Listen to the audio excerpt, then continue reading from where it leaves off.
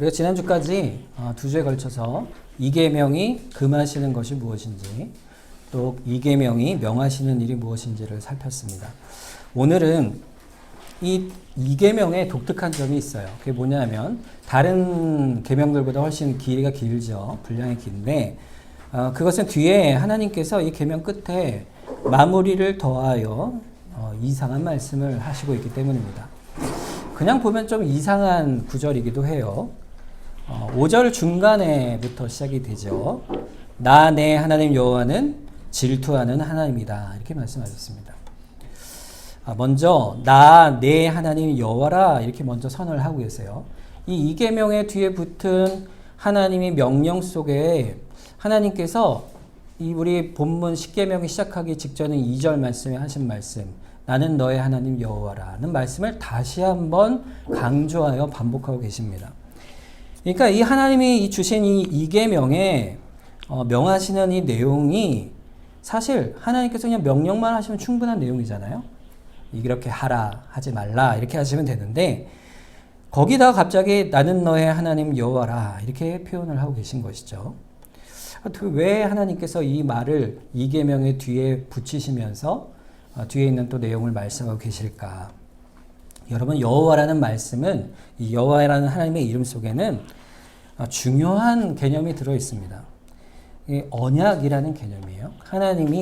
하나님과 하나님 백성 사이에 그들을 건져내어 나는 너의 하나님이 되고 너희는 내 백성이라 그 영원하신 언약, 결코 변치 않은 언약을 세워주십니다. 그러니까 이 말은요, 좀 다른 말로 표현하면 내가 너희를 특별히 사랑하노라 이렇게 하시는 말씀이에요. 여호라는 말씀 속에는. 그래서 하나님과 우리의 관계를 설명하는 하나님의 이름이 여호와예요. 그러니까 하나님이 우리 하나님 여호와시다. 이 말은 하나님이 우리를 사랑하신다는 말과 같은 뜻입니다. 그러면서 동시에 하나님이란 말을 붙였는데 이 하나님은 주권자라는 뜻이 담겨 있어요. 내가 너희를 다스리는 자다 이런 뜻이에요. 그러니 내가 너희는 나의 것이요 나이는 너를 다스리는 자요 또 너희를 지극히 사랑한다. 이 말이 나는 너의 하나님 여호와라 이 말 속에 들어 있습니다. 그러니까 하나님께서 우리에게 사랑을 먼저 표현하시면서 너희와 나의 관계가 어떠한지를 분명히 하시면서 그 뒤에 있는 말씀을 하고 계세요. 그러니까 이 뒤에 있는 말씀은 사실 하나님이 먼저 우리에게 말씀하시는 거예요. 너희를 내가 지극히 사랑하지 않느냐. 그러니 내 명령을 지키라 이렇게 말씀하시는 겁니다. 2절 내용하고 사실 동일한 내용이죠. 자, 그러면서 붙이기 참 이상한 말씀을 하시는 거예요. 하나님께서. 뭐라고 하시죠? 질투하는 하나님이시다 그랬어요. 질투한다. 여러분 질투해 보셨습니까? 저도 질투해 봤는데 이 질투를 경험 안 하는 사람이 누가 있겠어요? 근데 질투를 언제 경험합니까? 언제 질투의 마음이 들어요? 마음에 나에게 어떤 결핍, 부족한 게 있어요. 내가 갖고자 하는 것을 못 가졌을 때 가진 사람에 대해서 질투할 수 있죠. 또는 어떤 사람의 관심을 내가 받고 싶은데 그 사람의 관심이 다른 사람에게 가 있다. 그럼 어때요? 마음에 질투가 생기기도 하죠. 그러니까 질투의 마음이라는 것은요. 뭔가 부족해야 갖는 마음이 질투예요. 그러니까 하나님이 홀로 영광 받으시기 합당하신 하나님께서 그런 식의 질투를 하실 만한 분이냐 이거예요. 부족한 게 있으세요, 하나님이? 없죠. 그럼 하나님이 왜 그런 말씀을 하셨을까? 그 말씀의 의미가 뭘까? 하나님 편에서 이 질투라는 표현을 쓰신 것은요, 우리에게 특별한 것을 가르치시기 위한 것이에요. 우리의 불순종이 어떠한 성질을 가지고 있는지를 하나님께서 우리에게 깨닫게 하시기 위해서 우리를 위하여 덧붙인 말씀이에요. 하나님이 질투하신다. 하나님이 실제로 질투하시는 하나님이 아니신데도 불구하고 그 질투라는 말을 통해서 우리가 경험하는 그 질투를 생각하여 하나님 앞에 불순종하지 않도록 돌이키게 하시기 위한 거예요. 이런 표현이 성경에 참 많습니다. 하나님이 후회하신다. 하나님이 후회하실까요? 진짜로? 후회는 언제예요? 지혜가 부족해서 내가 아차 그때 그렇게 할 걸 이렇게 후회할 때 그런 후회를 하잖아요. 또는 내가 어떤 실력이 부족해서 결과를 얻어내지 못하면 그때 좀 더 노력할 걸 이런 후회를 하지 않습니까? 이럴 때 후회를 하는데 하나님이 후회를 하시겠습니까? 하나님은 그렇지 않죠. 자신이 하신 일에 전혀 실수가 없으신 분이세요. 그런 하나님께서 후회를 하신다. 하나님께서 우리가 하나님 앞에 나아갈 때 우리가 어떤 상태인지를 보여주시기 위해서 그런 표현을 쓰신 거예요. 우리가 깨달아 알 수 있도록 우리의 성정을 따라 표현한 것이죠. 그래서 하나님이 인간의 정서로 훅 낮아지신 거예요. 겸손히. 그래서 우리에게 우리의 정서로 낮추셔서 우리에게 질투하는 하나님이라 후회하는 하나님이라 이렇게 말씀하신 거예요. 이거를 신인 동정론적 표현이라 이렇게 설명을 합니다. 우리가 하나님을 더욱 사랑하게 하기 위해서 하나님의 명령을 깨달아 알아 더욱 순종하게 하시기 위해서 생각해 보라 이거예요. 생각해 보라. 너는 나 외에 다른 신을 섬기면 안 돼. 나에게 올바른 예배를 드려야 한단다. 그것을 가르치시는 거예요. 아버지로서, 여호와로서. 그러니 너희가 내가 그러면 질투하는 것 같지 않겠느냐. 그러니 하나님이 정말로 우리가 간절히 하나님 앞에 나오기를 원하신다는 뜻으로 이런 말씀하신 거예요. 정말 하나님이 우리를 사랑하시듯 우리도 하나님을 사랑하기를 원하신다는 뜻으로 강조하신 표현인 것이죠. 그러니까요, 이 뒤에 나오는 이 명령들, 이 앞에 있는 명령들이 얼마나 우리를 사랑하시고 은혜를 베푸시길 원하셔서 하시는 말씀인지를 우리는 이 질투하는 하나님이라는 말 속에서 깨닫게 되는 것입니다. 여러분, 성경은 그래서 하나님과 우리의 관계를요, 여러 가지 비유로 표현합니다. 대표적인 게 뭐냐면 남편과 아내예요. 남편과 아내. 뭐 부모와 자녀이기도 하지만 하나님께서 이스라엘과의 관계를 성경에 이렇게 빗대어 설명하셨어요. 이사야서 62장 4절에서 5절 말씀에 다시는 너를 버림받은 자라 부르지 아니하며 다시는 네 땅의 황무지라 부르지 아니하고 오직 너를 헵시바라 하며 내 땅을 삐울라라 하리니 이는 여호와께서 너를 기뻐하실 것이며 내 땅이 결혼한 것처럼 될 것임이라. 마치 청년이 처녀와 결혼한 같이 내 아들이 너를 취하겠고 신랑이 신부를 기뻐한 같이 내 하나님이 너를 기뻐하시리라 그랬어요. 하나님께서 우리를 향해서 헵시바라 그랬어요. 헵시바라는 뜻은요, 하나님의 사랑을 받는 기뻐함을 받는 딸이라는 뜻이에요.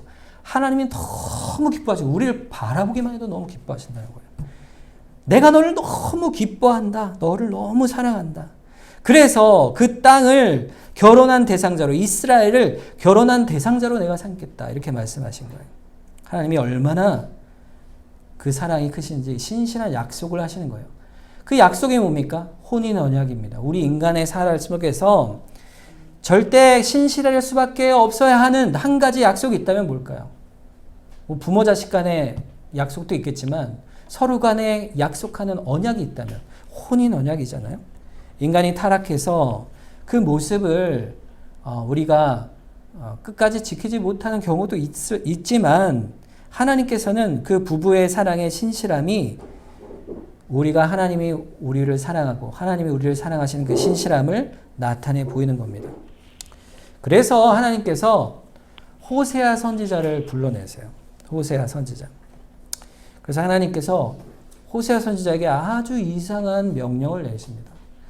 3장 1절에 3절에 보면 여호와께서 내게 이르시되 이스라엘 자손이 다른 신을 섬기고 건포도 과자를 즐길지라도 여호와가 그들을 사랑하시나니 너는 또 가서 타인의 사랑을 받아 음녀가 된 그 여자를 사랑하라 하시기로 내가 은 15개와 보리 한 호멜 반으로 나를 위하여 그를 사고 그에게 이르기를 너는 많은 날 동안 나와 함께 지내고 음행하지 말며 다른 남자를 따르지 말라. 나도 내게 그리하리라 하였도다 했어요. 하나님께서 우리에게 사랑의 신실한 관계를 원하세요. 그래서 하나님께서 제발 내 은혜를 알아라, 사랑을 알아라 말씀하시는데 그 예배하라, 하나님께 그래서 온전히 예배하라는 이 계명 속에서 질투하는 하나님의 모습을 나타내시면서 호세아 선지자를 기억하게 하시는 거예요. 여러분, 하나님께서 호세아 선지자에게 어떤 여인에게 가서 결혼을 해라 그랬어요. 그 여인의 이름은 고멜입니다. 여러분, 선지자하고 결혼하는 여인이면 어떤 여인이어야 되겠습니까? 순결하고 또 어떻게 보면 믿음도 좋은 그런 여인이어야 되겠죠. 그런데 이 고멜은요, 음탕한 여인이었습니다. 창기와 같은 여인이었어요. 그런데 호세아를 부르셔서 그 여자에게 장가를 하시는 거예요. 장가를 가려면 그 여자를 사와야 되는데, 오늘 보면 읽은 2절에 보면 은 15개와 보리 한 호멜 반으로 그를 산 거예요. 돈을 주고 사온 거예요. 그래서 그 여자를 풀어옵니다. 풀어와요. 그래서 아내로 삼아 결혼하여 더없이 아름다운 여인이요, 더없이 정결한 여인으로 간주하여 그를 곱게 사랑하라 하시는 거예요. 호세아가 그런 사랑을 베풀 때 그 사랑을 받으면 그 고멜은 어떻게 해야 되겠습니까? 아내로서 그 사랑을 받았으니, 내가 그 언약 가운데 있으니 내가 무엇으로 이 남편에게 또 사랑을 할고, 이렇게 마땅한 순결한 사랑을 행해야 될 텐데 도리어 어떻게 했을까요? 고멜은 남편을 떠나서 옛 남자들을 만나러 떠난 거예요. 다시 떠나요. 그러니까 또 가서 사와라. 여러분, 이 모습이 뭘 상징하냐 하면 하나님과 이스라엘의 관계를 말하는 거예요. 꼭 그와 같도다. 우리가 하나님 앞에 자녀가 되어 부름을 받았을 때요, 여러분 생각해 보세요. 우리가 거룩하고 의로워서 하나님이 골라내어 빼낸 자들이 결코 아닙니다. 고멜은요, 이스라엘이 아니에요. 이스라엘 못된 그때 역사 이렇게 지적할 게 아니에요. 우리예요, 우리. 고멜은 우리입니다. 하나님의 자녀 될 때요, 우리가 상으로 받은 게 아니에요, 구원을. 은혜로 받은 겁니다. 시험에 합격해서 받은 게 아니에요. 죽은 자를 살리실 때, 그 더러운 자를 깨끗게 하시는 때, 은혜를 받을 때, 우리에게 그리스도의 옷을 입히시는 그 은혜는 그저 값없이 주시는 은혜예요. 고멜에게 베푸신 은혜예요. 우리가 고멜을 데려오는 호세아를 볼 때 어떻게 저럴 수 있지? 이렇게 생각할 수가 없는 거예요. 우리가 그렇기 때문에. 로마서 13장 14절에 그래서 오직 주 예수 그리스도로 옷 입고 정욕을 위하여 육신의 일을 도모하지 말라 그랬어요. 그러니 어떻게 살 것이냐 묻는 거예요. 그러니 어떻게 살 것이냐. 신자된 모습이 무엇이냐 묻는 거예요. 하나님께서. 그리스도로 옷 입은 자요, 그리스도의 신부된 자면 주를 닮고 주를 사랑하는 자로 살 것이 아니냐, 이렇게 물으시는 겁니다. 하나님을 떠나 간음한 자로 살 것이냐, 온전한 예배로 나아오라 이겁니다. 온전한 예배로 나아오라. 그래서 내가 질투한다 말씀하시는 거예요. 하나님은요, 우리가 그렇게 하면 너무너무 속상해 하시는 분이에요. 하나님은 우리가 예배에 나오면요, 너무너무 기뻐하시는 분이세요. 여러분, 아침에 나올 때요, 피곤한 몸을 이끌고 지쳐서 나왔을 때 몸도 마음도 지쳐있는 상태로 예배를 드릴 수 있어요.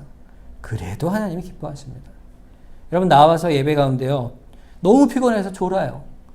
그래도 하나님이 기뻐하세요. 여러분, 예배에 나오시는 걸 기뻐하세요. 그러나 하나님께 더욱더 마음과 정성과 힘을 다해 드리는 예배를 하나님 받길 원하시는 겁니다. 내가 이토록 너희를 사랑하니 너희는 어찌해야겠느냐 물으시는 거예요. 여러분, 하나님은요, 우리의 예배를 하찮게 여기시지 않으세요. 절대로. 그걸 기억하셔야 돼요. 여러분, 우리가 드리는 모든 예배를요, 하나님은요, 너무나도 귀하게 여기십니다. 너무나도 귀하게 여기십니다. 그걸 바라시고 기뻐하시는 분이세요. 우리가 부부간에도 어때요? 서로 주고받잖아요. 사랑을 일방적으로 줍니까? 한 사람만 사랑하고 한 사람은 사랑 안 주고 이러지 않잖아요.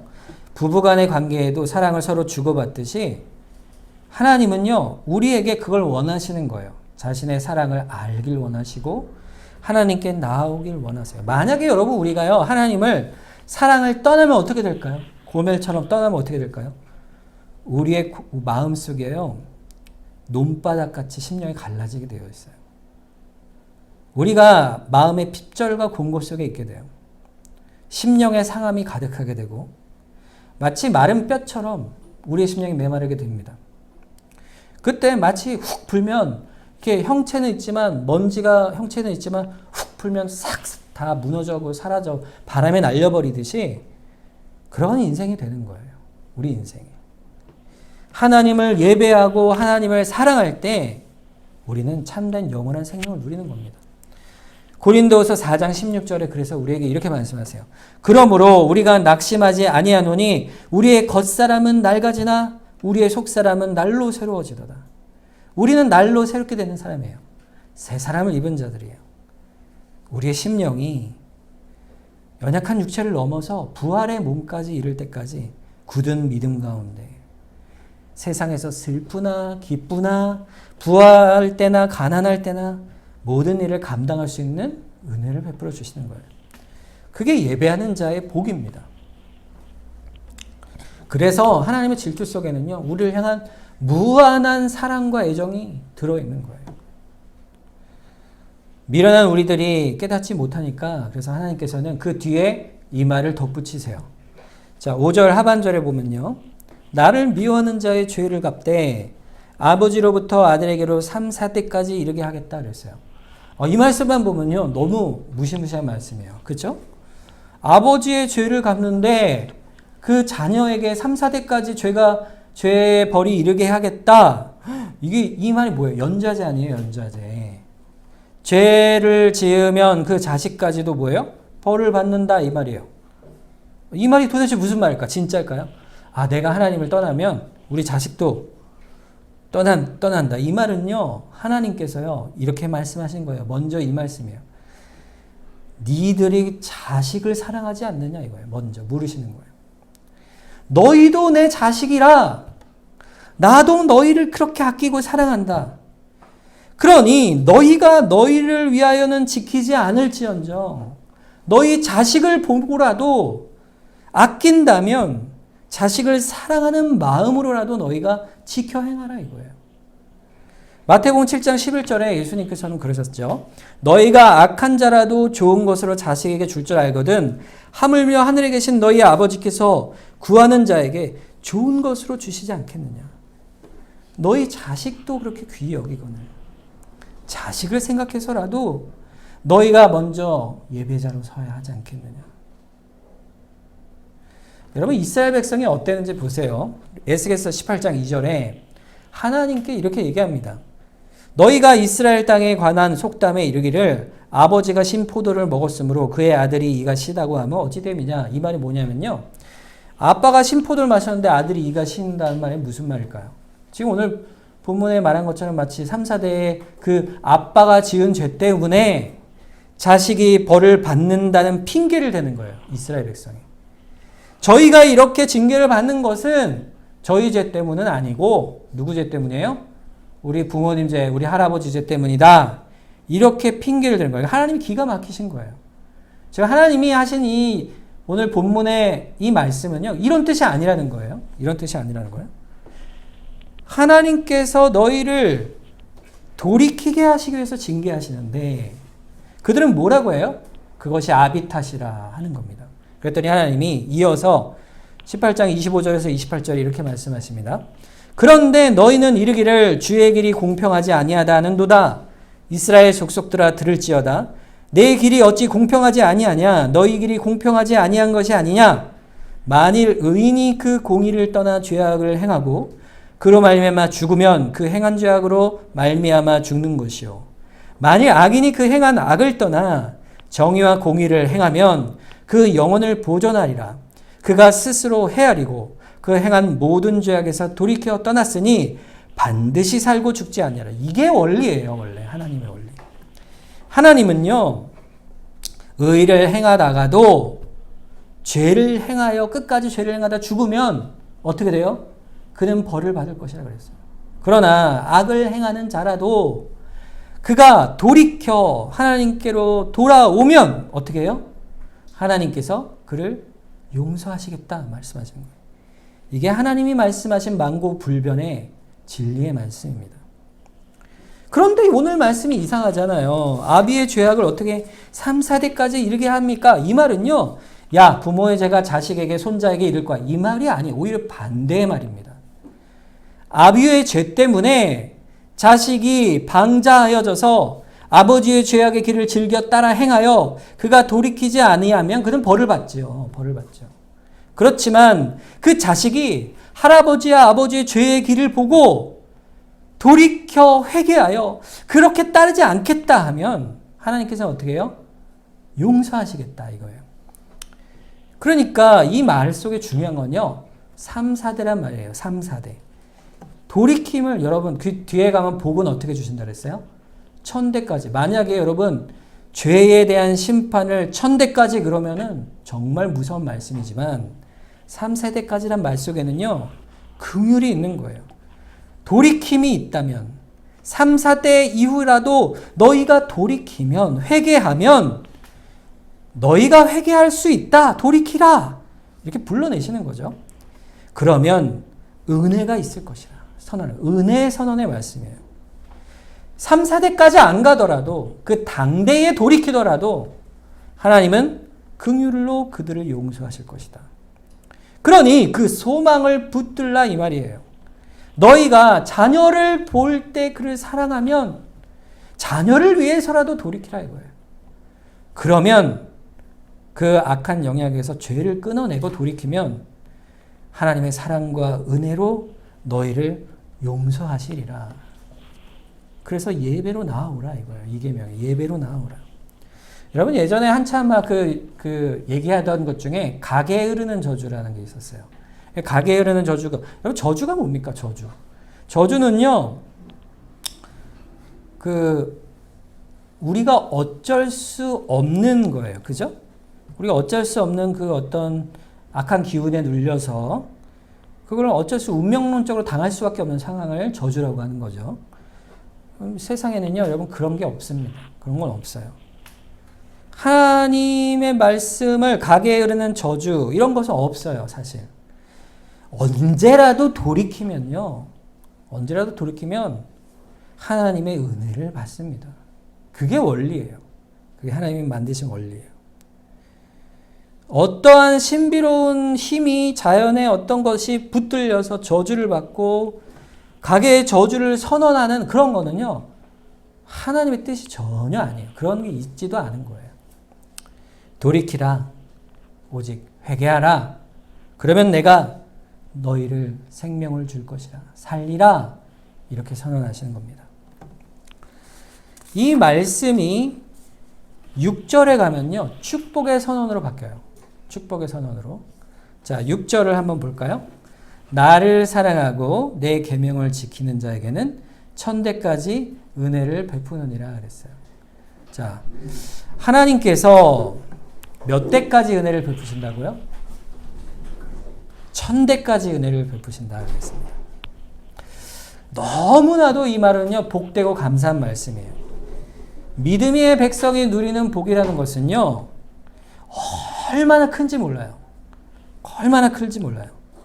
하나님이 1000대까지라고 말씀하신 건요, 하나님의 언약의 신실함을 말씀하시는 겁니다.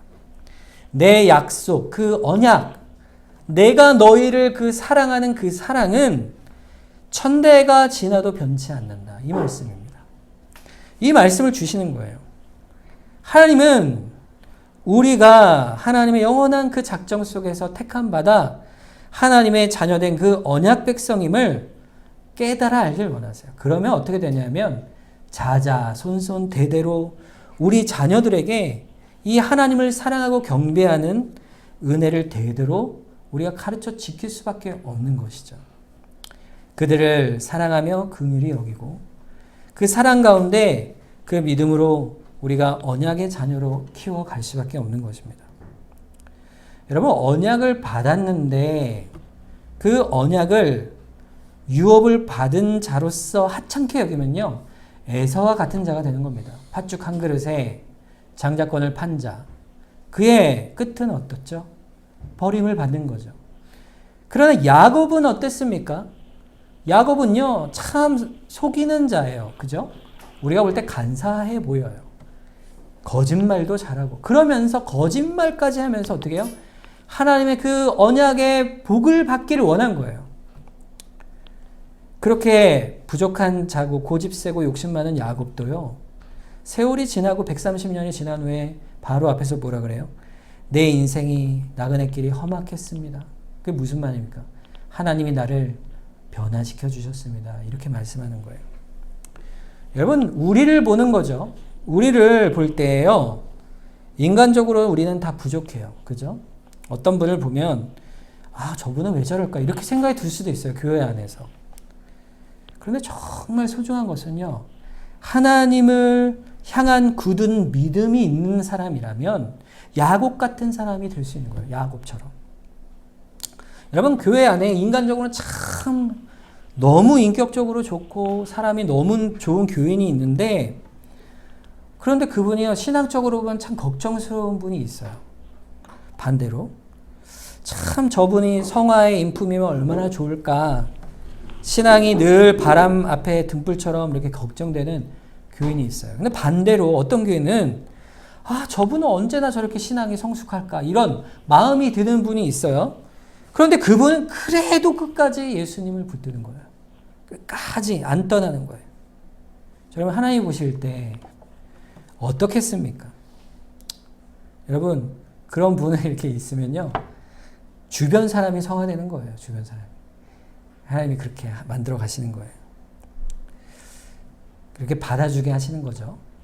그 사람도 소망이 있는 거예요. 결국에는 하나님께서 야곱처럼 바꾸어 주시는 거예요. 하나님을 안 떠나는 거예요. 왜냐하면 거기에 소망이 있는 거예요. 믿음의 소망이. 여러분 자녀들이 혹시 있는데 자녀들이 너무 착한데 예수님을 안 믿으면 그럼 너무 그 마음에 여러분 그 자식을 위해서 너무 애달파하시고 그 자녀를 위해 기도하셔야 돼요.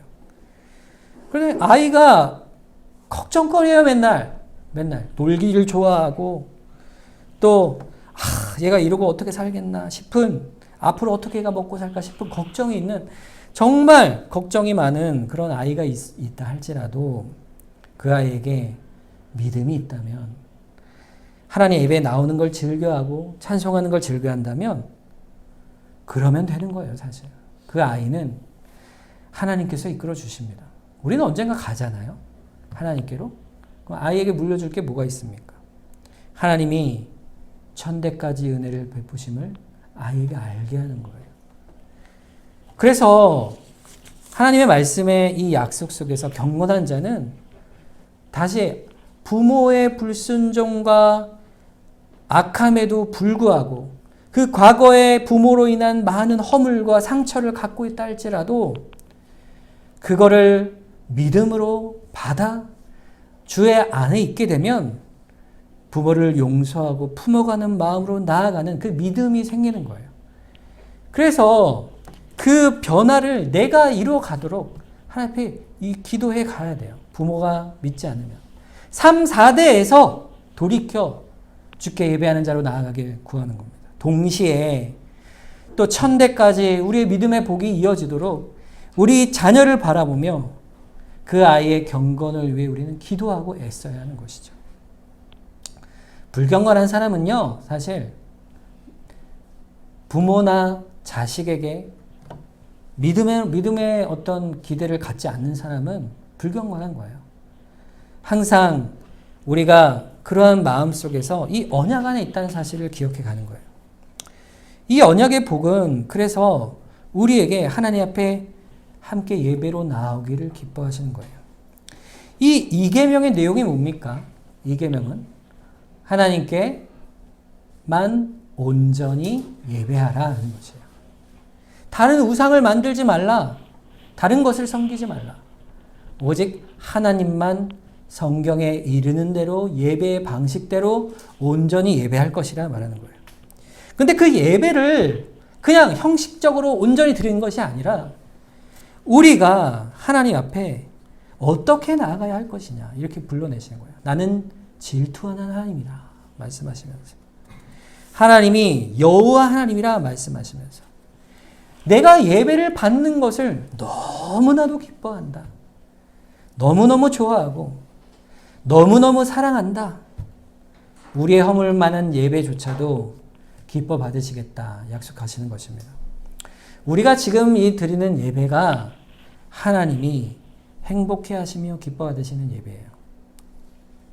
이 예배의 자리가 나만이 아니라 내 사랑하는 가족이, 내 자녀가 함께 기뻐 받기를 위해서 항상 우리는 애써야 하는 것입니다.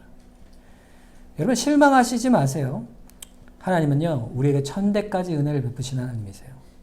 오늘 본문 6절을 다시 한번 같이 한번 읽어보겠습니다. 시작. 나를 사랑하고 내 계명을 지키는 자에게는 천대까지 은혜를 베푸느니라. 아멘. 이 사실 우리가 기억하며 하나님 앞에 온전한 예배로 나아감을 항상 기뻐하는 우리가 되기를 주님의 이름으로 축원합니다.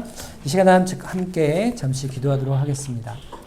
하나님께 우리가 온전한 예배로 나아가는 주의 백성이 되게 하여 주시옵소서. 질투하는 함이라 하셨사오니 우리가 하나님만을 사랑함으로 예배하는 주의 백성 되게 하시되 우리 예배를 기뻐 받으시는 하나님, 또 그 앞에 우리가 온전히 나오는 심령이 되게 하여 주시옵소서. 우리 가정이 되게 하여 주시옵소서. 우리 시간 합심해서 한번 기도하도록 하겠습니다. 기도하겠습니다.